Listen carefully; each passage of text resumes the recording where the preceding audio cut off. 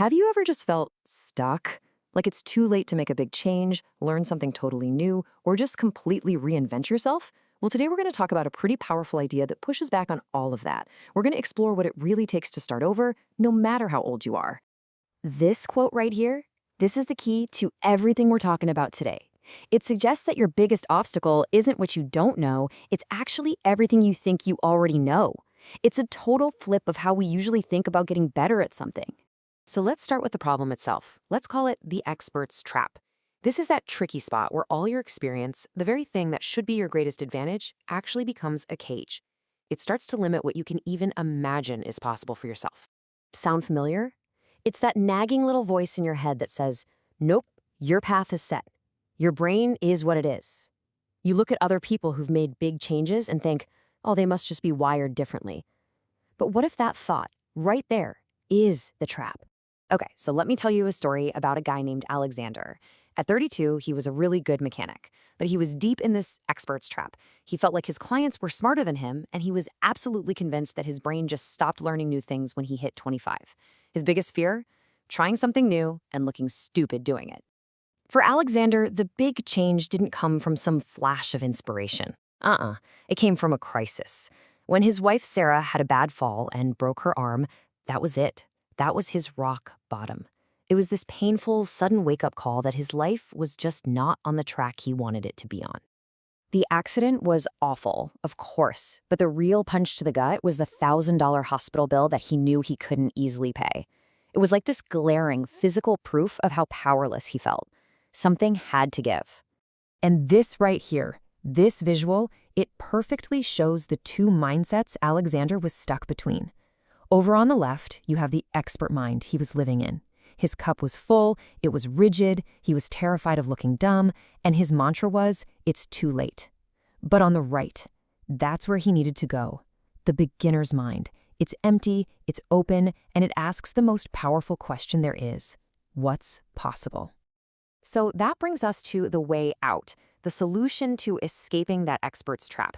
It actually has a name, a really beautiful concept from Japanese philosophy called Shoshin. Shoshin, which literally means beginner's mind, is all about approaching things with total openness, just like a little kid who's seeing something for the first time. It's not about being ignorant, it's a choice. It's about choosing to put your ego on the shelf so you can actually learn again. All right, so this idea of Shoshin sounds great, but what does it actually look like? How do you do it? Let's get back to Alexander's story and see exactly how he took this philosophy and made it real. And this is where it gets really good. He didn't just dip his toe in the water, he dove in headfirst. He enrolled in a high school physics class online. He was studying alongside teenagers. He went on internet forums and asked all the stupid questions he'd been too afraid to ask before. He basically had to humble himself completely in order to grow. And he didn't just learn randomly. He actually followed a very specific, structured path called shuhari. First came shu, which means to protect or to obey. He just followed the rules. He copied the work of the masters, step by step, no questions asked. Only after he got that foundation down cold did he move to ha, which means to detach.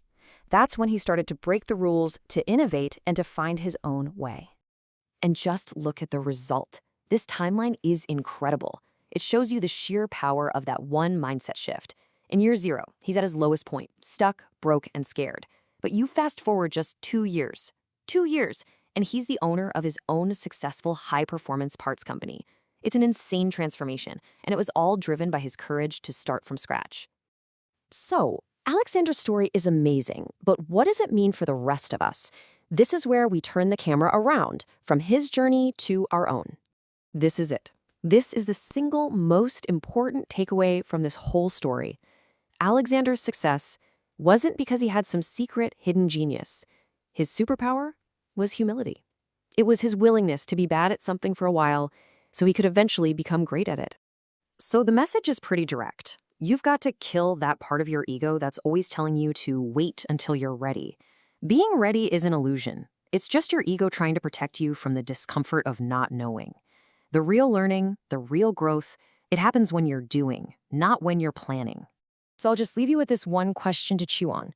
If you could really, truly set your ego aside, drop the fear of looking a little foolish, and just start, What amazing things could you possibly achieve?